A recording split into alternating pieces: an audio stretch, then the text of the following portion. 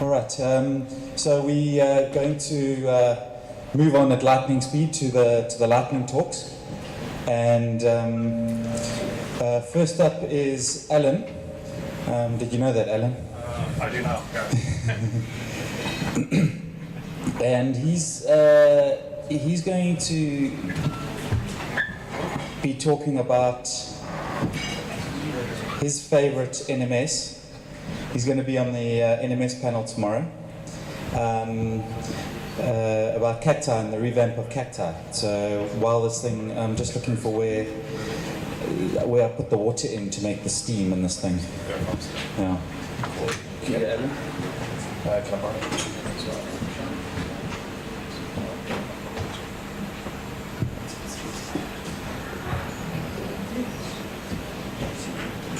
Aha, there we go. Getting there. Thanks, Don. Yeah, I'm Alan. I'm from 365, and I think Don knows from quite back in the day that I've had a lot of experience with this particular NMS, cacti. And it's had a recent overhaul, and so kind of getting back on my open source hobby horse, I thought, let me just take a look at this project, some of the things that have changed, and maybe some things that can be quite useful.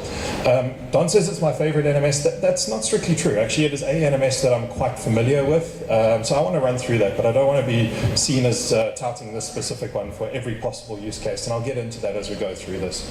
Let's hope the clicker works this time. No, it does. There we go. Well, okay. So first of all, just a quick overview of cacti. It's obviously an open source project. It was started in around 2001.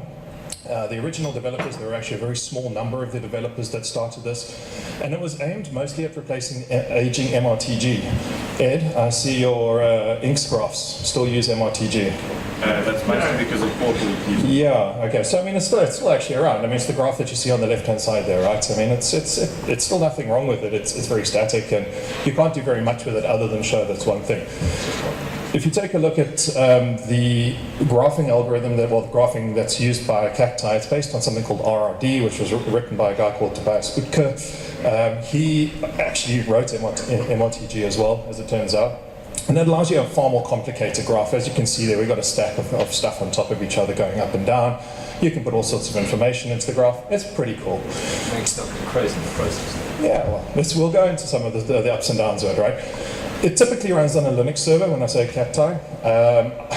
You can run this on Windows if you're a complete masochist. We'll go into that a bit later as well, but it excels at SNMP-based queries. It's pretty much its main strength, and it can be extended through user scripts, templates, and plugins, the usual story. So what are the moving parts? Obviously Linux. Honestly, I would recommend nobody ever tries to install this on Windows. It uses PHP as the sort of fundamental GUI that it runs.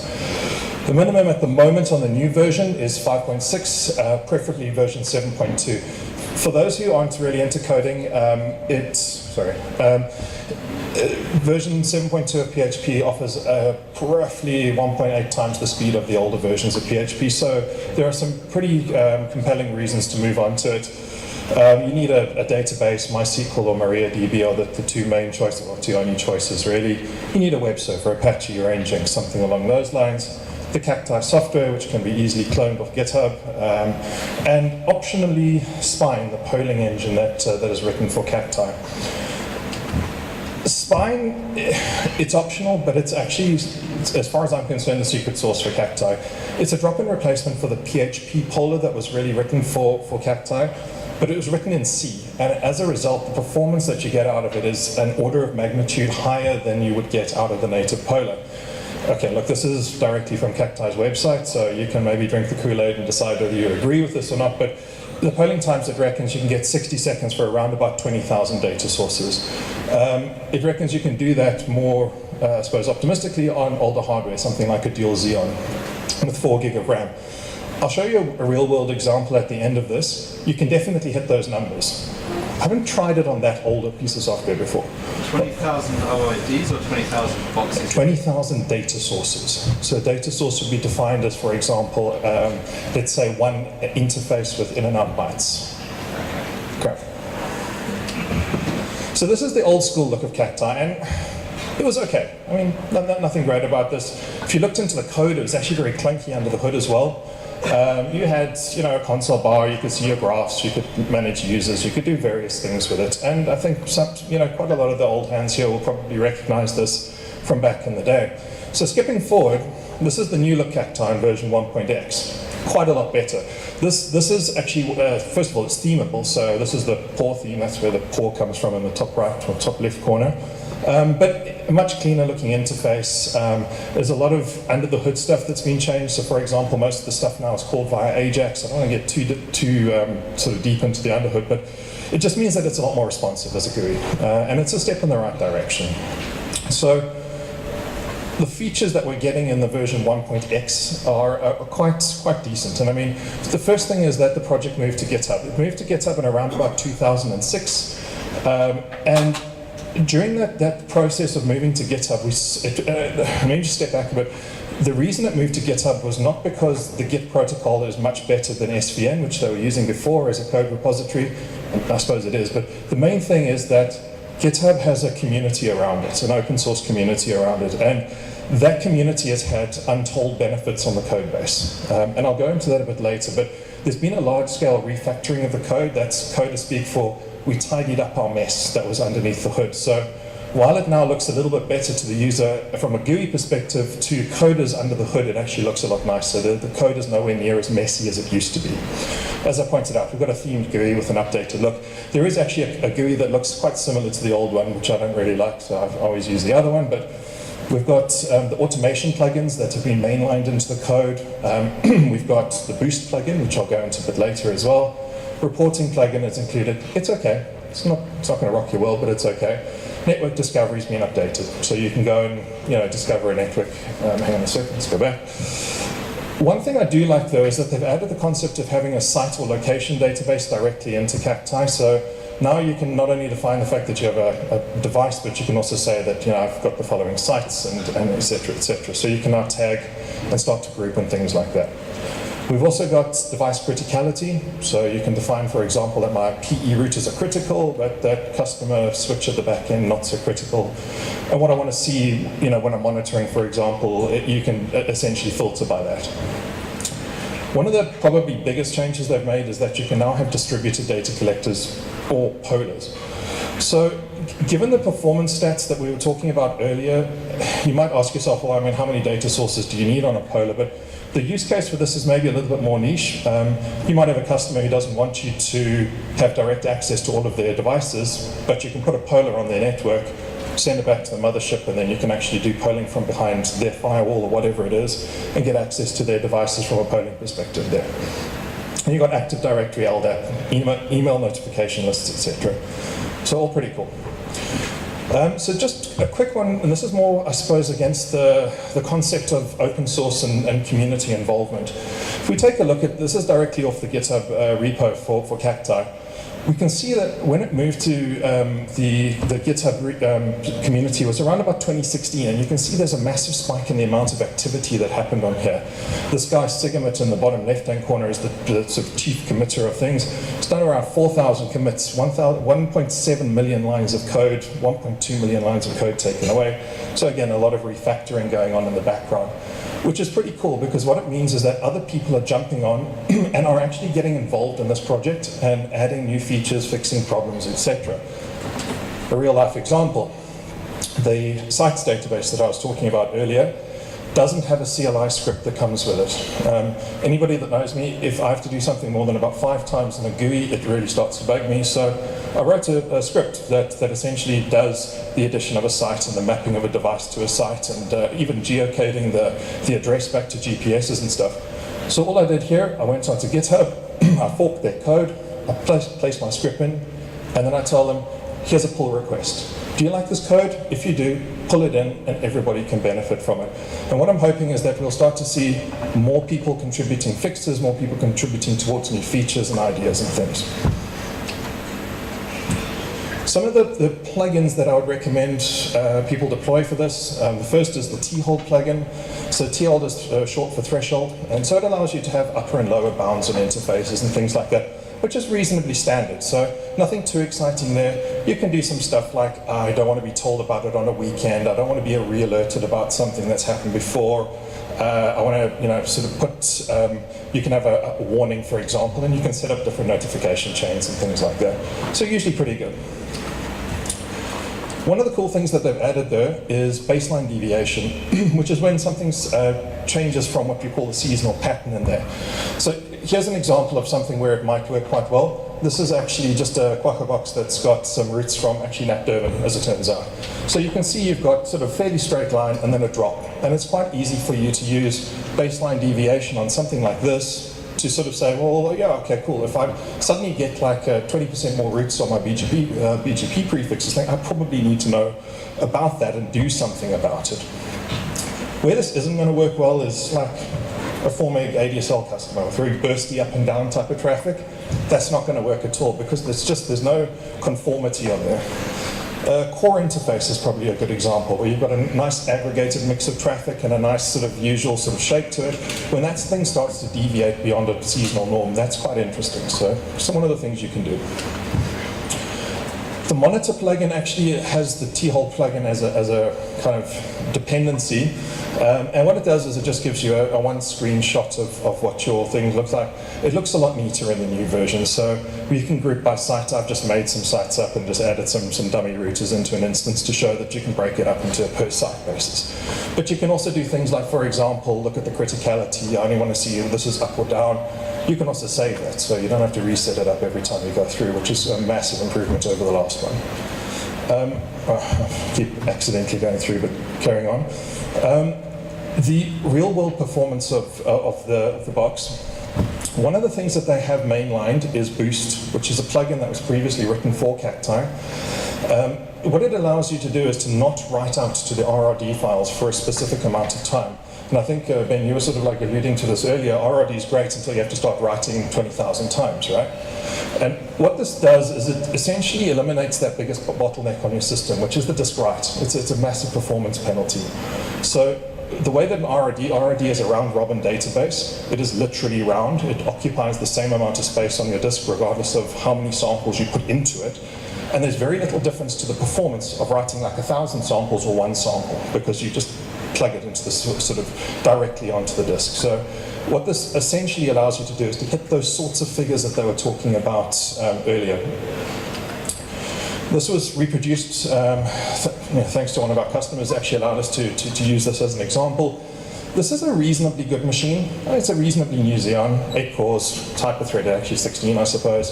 32 gigs of RAM, around 3 is used on this box. It's got SAS drives, normal enterprise level SAS drives and RAID 5, so nothing, not like SSDs or anything super fast. We've got 70 seconds to poll 649 devices and 26,900 data sources, which is fairly impressive. The interesting thing is that this specific customer also has a Unify wireless controller. I have some scripts running that pull information back from the API, which is incredibly costly in terms of time, resource. When you switch this off, the polling time goes to 21 seconds, which is kind of impressive. So that means that you can actually poll every minute for the 26,000 data sources, which is nothing to sort of shake your stick at, really. So fairly impressive. And finally, just a quick look at what still needs work. The one major downer to this is that it does pretty much one thing only when it comes to support for devices. So as long as your box supports the standard interface, sort of MIBs, awesome, you can graph interfaces. But where it starts to fail is like, for example, you want to look at SFP optical receive levels, or you want to look at how many BGP prefixes you've got. Anything like that needs to be developed separately, or you have to download somebody else's work. And it's always a bit of a fiddle to get it working, to be perfectly honest. One of the things that's really needed here is, and I put it there, curated repository on GitHub. So the project should really be saying, hey, everybody that's got their own script that does this, this, or this, send it to us, let somebody go through it, let's all standardize them, let's make them look cool, and we can put them there and somebody can download it. So we might see that in the future. I think better reporting would be nice. I mean, some of the other NMSs give you some nice out-of-the-box reports, like how many half-duplex interfaces you've got, or your top 10 errors and things like that. You don't really get that out of the box with Cati. So it's not that you can't do it; it's just not super easy to do. And finally, it's probably something I harp on about a lot, is API support. I think we're starting to see, and we'll talk about this maybe more on the panel tomorrow about NMSs, is that if you can't access your data via an API, it becomes incredibly difficult for this thing to scale into a world where we're wanting a single dashboard of multiple NMSs and things like that. So that's something I think that just about everything needs to start implementing. And that's it. So thanks, guys. I think am I the last guy standing between us and the bar? Or did somebody else step up for a lightning talk? There's just no more. Sure. Okay, so I was the last guy. All right. You're impersonal, sir. Okay, cool. Thanks, guys. Any questions? No. Yes. You said so. Cati wasn't your favorite NMS. Which one is that? It's difficult to say, actually. I mean, I really like Libra, for example, as well. Libra is an excellent NMS. I just struggle to get it to scale. So, like, I mean, if you have like more than 100 devices, the way it pulls is in kind of a constant sort of cycle. So you start to notice it's just not getting through 5 minutes, and that becomes a bit of an issue. So you switch off half the features, and it sort of starts to work. And again, yeah, that's. I know it was a bit of a Hail Mary question, so thank you for that, Hannah. Ben, welcome, lad.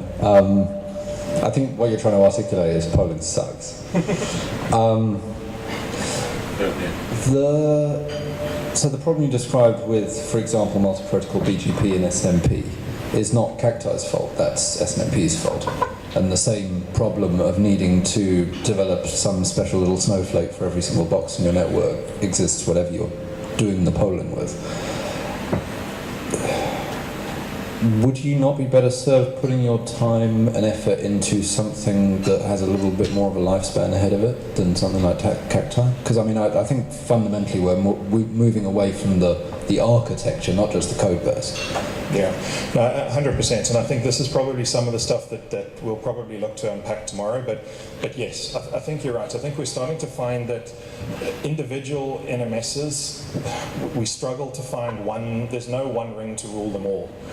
Where Cati is strong, for example, Libra is weak, and vice versa. And you can look at multiple NMSs, you have the similar problems developing within them. So one of the things that you can perhaps look at is with having, for example, API access to this, is that you can maybe look at divorcing yourself from the actual NMS and just receiving the output of those NMSs. So where X, Y, or Z does well, like Cati or Libra, take that data source and export it somewhere else onto a dashboard that actually can then aggregate the multiple inbound sources. And I think you're starting to see this sort of manager of managers, or the single pane of glass type of mentality coming through quite strongly in just about everything we see, whether it's NMS or cloud-based services or whatever. So. Yeah, I mean, from my side, I've also played. Graham, hi. I am standing at the microphone. I'm just short. So, I mean, I've played a lot with a lot of NMSs. I haven't used Cati for about 5 years now. But one of the challenges that I had is that increasingly customers were demanding higher resolution visibility into their networks than 5-minute polling could give you. And in addition, as the kind of bandwidth that we're seeing grow and the kind of applications that we see grow to such big data sets, things like microbursting and transient latency and packet loss issues that last 10 or 15 seconds rather than 5 minutes become completely transparent, and you can never find them. And that's something that I'm constantly battling with within the context of an NMS. Is a high level of polling at 5 minutes is good for getting your statistical data, but you end up needing, like you say, other platforms side by side to do polling at different rates for different objectives and doing different tests simultaneously, because you can't get it all to work. You can't get 10-second polling to work alongside a network with 1,000 interfaces that you're trying to collect throughput data on. No, and you're 100% right. Look, again, I don't want to harp on about Cacti, but it has quite a cool little tool, which is a little JavaScript thing, which is a real time, and it essentially you can set it up to 5 seconds on a specific interface, and it'll consistently poll that. And I find myself using that a lot of the time. So, and again, maybe stepping away from Cacti and just looking at graphs and 5-minute averages, and it's very much the same discussion we were having to an extent about speedtest.net. People send you a graph saying, look, my interface, only did like X, Y, or Z, and you end up sort of having to explain how the sample was divided by 300 to make it a 5-minute average, and that it's not a true reflection of the peak of that traffic during the, and you get yourself down a bit of a rabbit hole like that. But 100%. Look, I think more granular polling gives you a lot better information as a network tech. So you can do up to a minute polling on Cacti. I don't know that there are that many others that will do that with you. But again, you're going to start to run into a few problems if you start to go outside of the box of what it does very well. If that answers your question. Cool. I think we're done. So it's drink time, right? Yeah.